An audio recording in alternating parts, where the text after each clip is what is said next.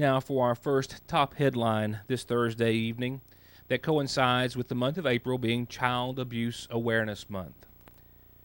A memorial dedicated just yesterday to the life of this little face, 4-year-old Cameron Bryce Mullins, who authorities say died as the result of violent child abuse at the hands of those whose first and primary duty should have been to protect and love him.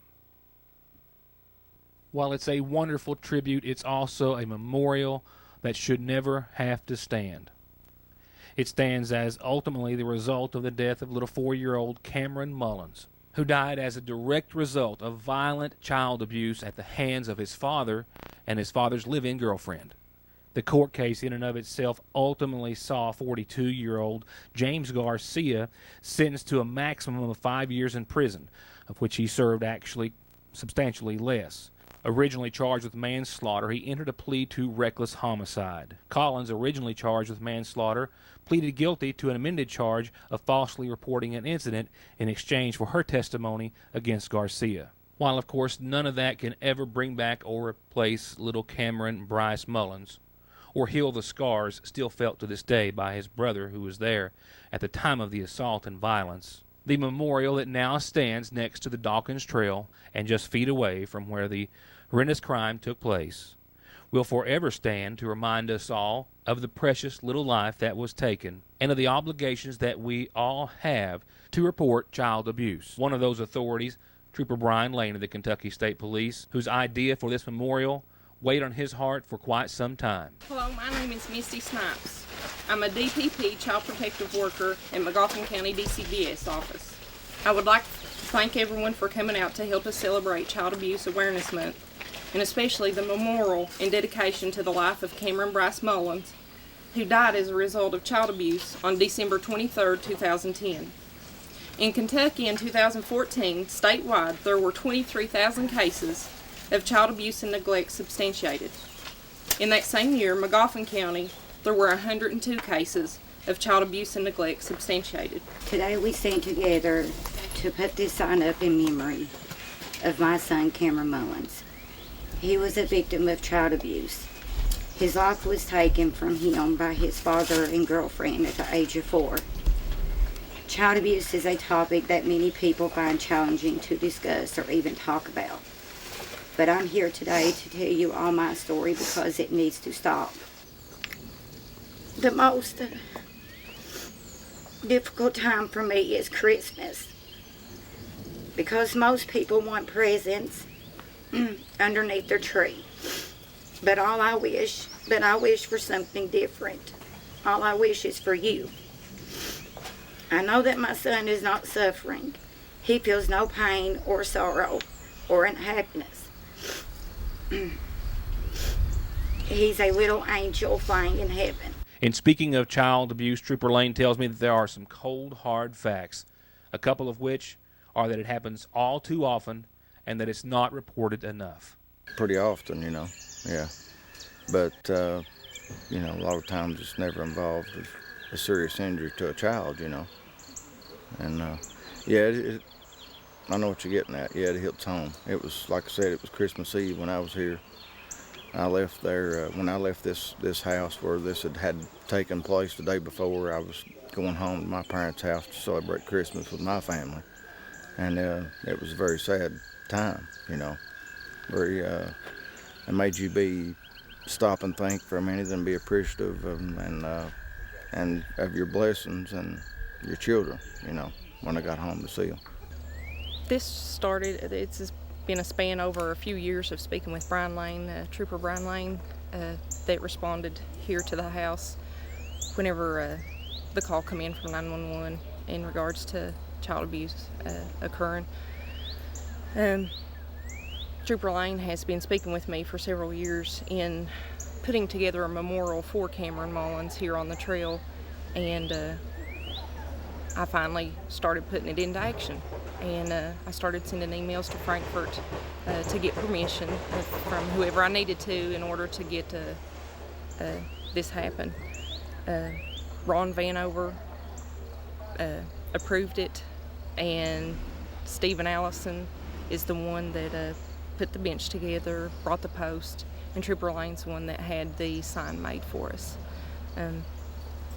This is a time we'll never forget. It affected me, it affected our office, it affected the whole community. It's one fatality too many in this county. April is Child Abuse Awareness Month, and we wanted to do it this month to bring more awareness to child abuse. Hopefully we can drop the statistics. Snipes and Lane also echo the same sentiment when it comes to the question of what their hopes are that this memorial will represent, and maybe just as importantly, inspire by all those who see it. Yeah, that would be fair to say. When somebody would walk along this trail and stop and read this, that's a lot of people never hear of it, of child abuse, or especially a child that's received an injury from a caretaker that has died. And it may help to, we hopefully can think that it would help lead to the safety of other children, if other people see this memorial and maybe know something that's going on in their neighborhood or their community or another house, and maybe can report some kind of child abuse. I hope they see that we're a tight-knit community here in McGoffin County, that we do care as social workers. We do have a bad name sometimes, but we do care, and I hope that people see this sign and know that a child was taken too soon as a result of abuse. There's really nothing that prepares you for responding to a residence where a child has died, and as at the hands of his caretakers, to say the least, and it was very an emotional time, especially at Christmas Eve.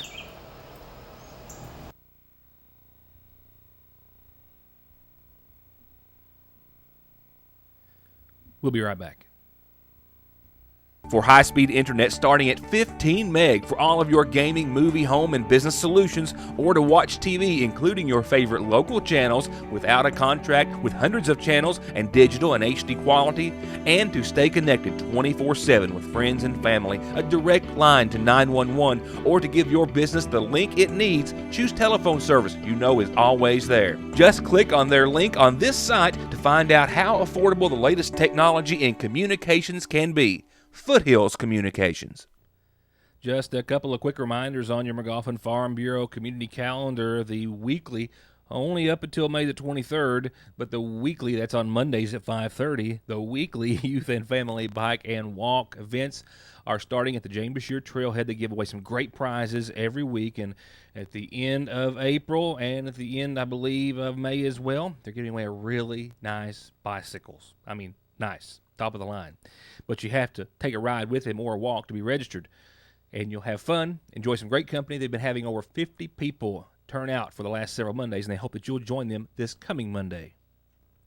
And don't forget about the big square dance tomorrow night starting at 7:30 at the District 3 Fire Department. That's right. They have their fundraiser every so often, and they have a great time when they do. They'll have food that you can buy as well. The Joseph Family Band, Wendell Hoskins will be there, and they hope you'll join them for a big old-fashioned square dance and a great time tomorrow night at District 3. And remember, the Community Health Fair is set for this coming Tuesday, 10 till 2 at the Sagersville Nursing and Rehabilitation Center. Free services, a free cheesecake bar. No reason not to come. Call 349-6181 if you have any questions. And call me, mail, email, Facebook, drop it off here at the studio. Any way you want to get your birthday, anniversary, or organizational announcement to us, we'll tell everyone about it. Just tell us, we'll tell them. And remember, you can always catch the show the following day on our website at yournewstoday.com. Turning to funeral service announcements, we have a listing in honor of 97-year-old Tressie Mae Arnett Ritchie of Lexington, who passed away yesterday. Formerly of McGoffin County, she was married to Robert Ritchie, who preceded her in death. She's survived by sons Jimmy and David. Visitation is going to be after 6 o'clock this Saturday, and then prior to Sunday services, which are set to begin at 2, all of which from the McGoffin County Funeral Home. Burial will follow services at the Gil Williams Cemetery on Middle Fork.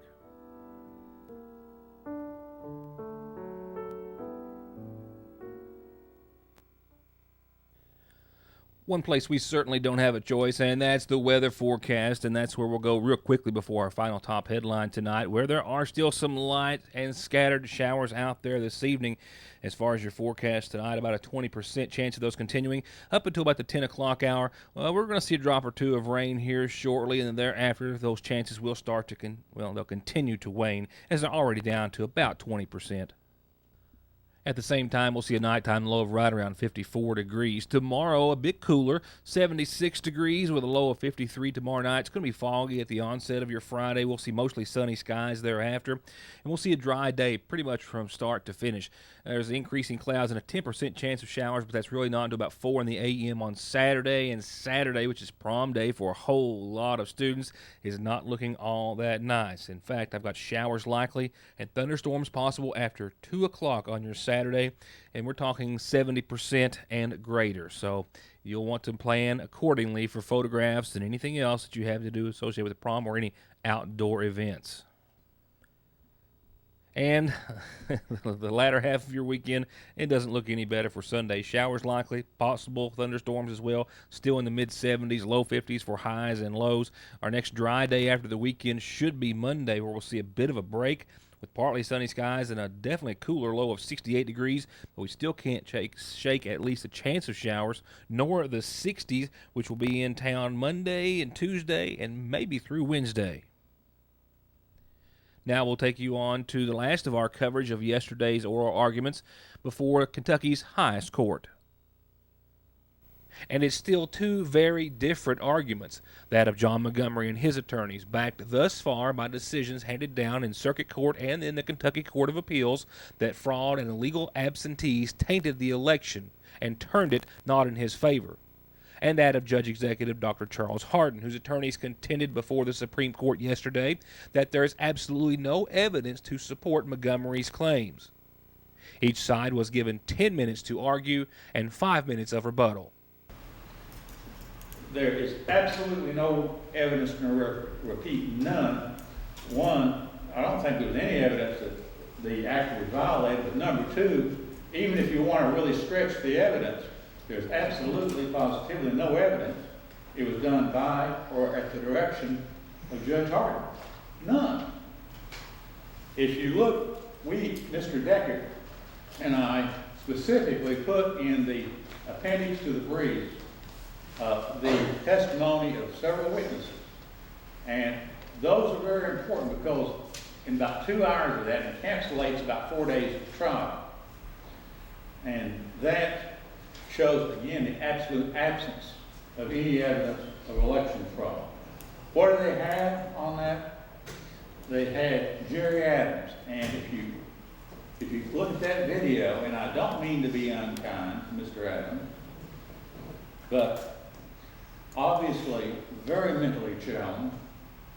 Adams also argued that several witnesses for the Montgomery case were what he considered to be mentally challenged, and no witnesses testified that their absentee votes were a result of fraud. And he also said that he believed a portion of Judge John David Preston's decision was based on testimony that was allowed to be smuggled into the trial about Maxie Arnott hearing or having a conversation with two individuals who were wishing to be paid for their vote that they had cast for Hardin. Mr. Montgomery won the machine votes by 8%. That's not a particularly close election. Mr. Montgomery got 2,899 machine votes compared to Hardin's 2,490 machine votes. Mr. Montgomery won 10 out of 14 of the precincts. He won by 409 vote majority on the machine. Yet when the absentee ballots were counted, he lost by 28 votes. Kim Gibbon, a political consultant, testified on behalf of Mr. Montgomery. And he said generally the absentee ballot percentages should be close to the machine votes.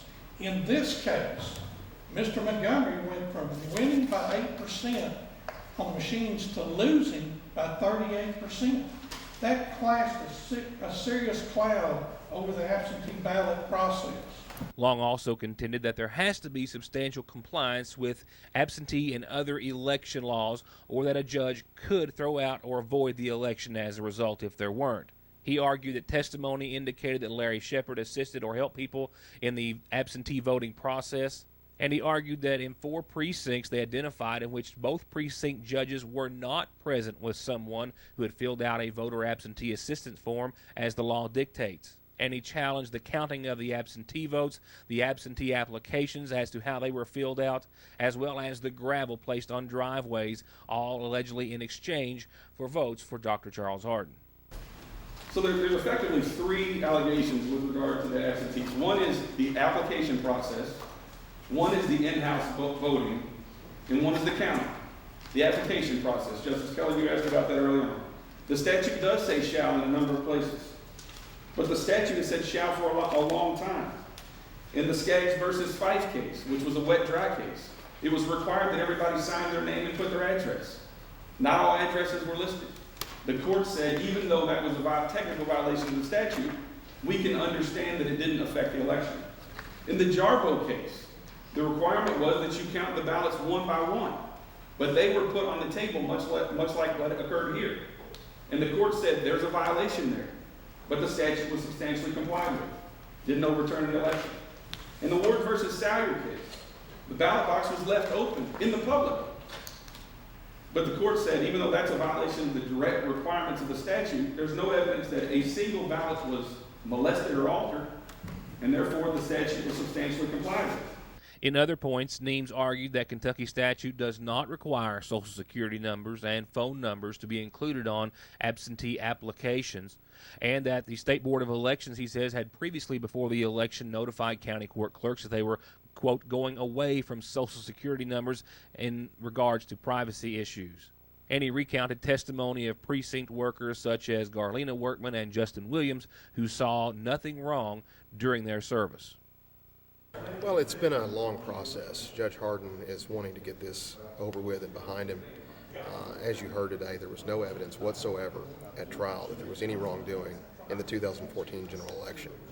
There were a lot of absentees, as there always have been in Magoffin County, but there was no absentee ballot that was particularly called into question. No absentee witness was called to testify. There's been a strategy on behalf of John Montgomery throughout this process to throw smoke and to make broad allegations without any specifics whatsoever. And that continued for today, and we expect it will continue for here on out. What we have is no proof whatsoever of wrongdoing by Judge Hardin, but we have the voters in Magoffin County being sought to be disenfranchised by Judge Hardin. Those men and women who have a constitutional right to vote should have their vote counted, and Judge Hardin wants every vote counted and every vote that is cast for or against him to be counted and tallied. And when those votes are counted, Judge Hardin was the winner in 2014, and we're hopeful that this court will see that today.